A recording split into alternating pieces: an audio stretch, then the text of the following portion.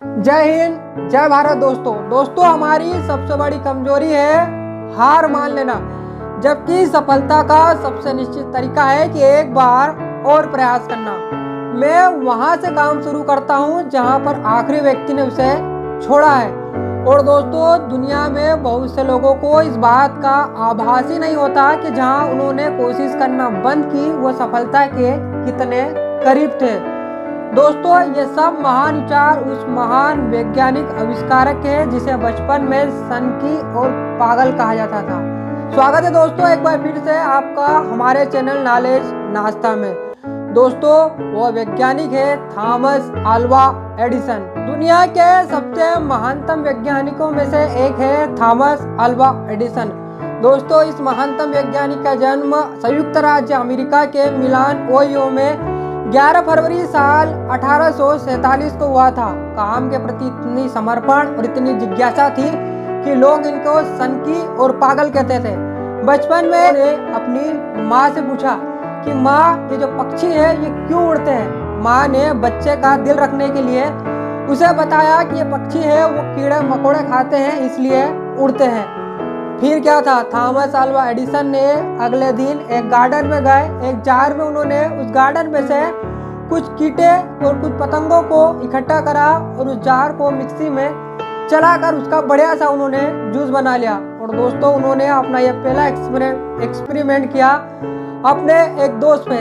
ये जूस उन्होंने अपने दोस्तों को पिला दिया। दोस्त उड़ तो नहीं पाया बल्कि अस्पताल पहुंच गया। जब बाद में यह किस्सा दोस्त और एडिसन के माता पिता को पता चला तो एडिसन को खूब डांट पड़ी। स्कूल में दोस्तों टीचर लोगों से इतने सवाल पूछते थे कि टीचर लोग इन्हें मंदबुद्धि समझते थे कि बार बार क्वेश्चन करता है, कहीं ना कहीं यह मंदबुद्धि बच्चा है। उनकी आदतों उनकी हरकतों से तंग आकर एक दिन स्कूल के टीचर ने उनके हाथ में एक चिट्ठी रख दी और कहा कि जाकर इसे अपनी माँ को दे देना।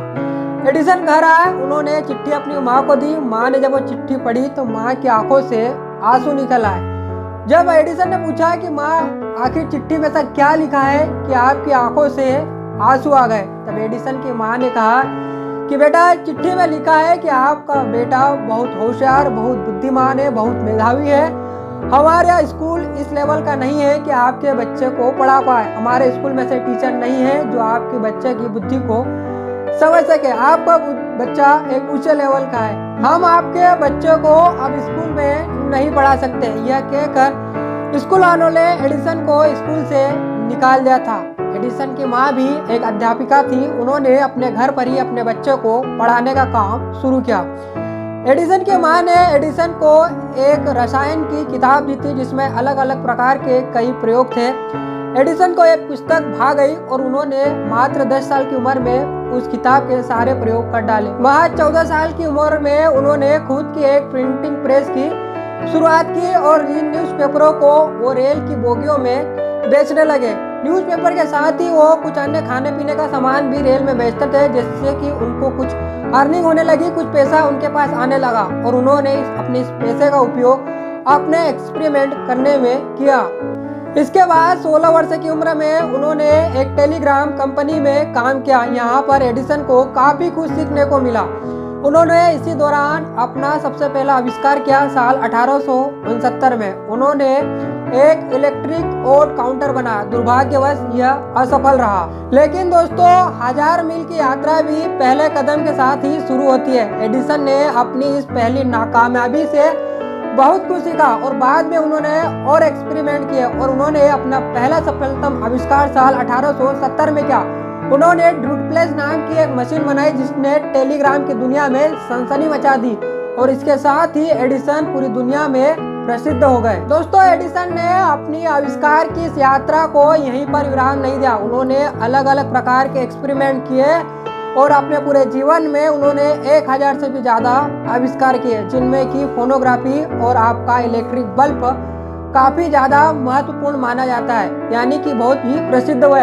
कई वर्षों बाद जब एडिसन काफ़ी प्रसिद्ध हो चुके थे, इस अधूरी दुनिया को बल्ब के रूप में एक रोशनी दे चुके थे।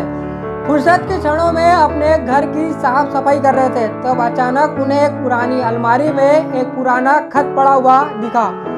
उत्सुकतावश उन्होंने उस खत को पढ़ना शुरू किया तो उनकी आंखों से आंसू निकल आए। दोस्तों, ये वही खत था जो बचपन में एडिसन के टीचर ने उन्हें अपनी मां को देने के लिए कहा था। जब उन्होंने खत पढ़ा तो उनकी आंखों से आंसू बहना नहीं रुके। खत में लिखा था कि आपका बच्चा काफी कमजोर है, बौद्धिक रूप से ये काफी कमजोर है, मंद बुद्धि बच्चा है आपका। हम हमारे स्कूल में आपके बच्चे को नहीं पढ़ा सकता।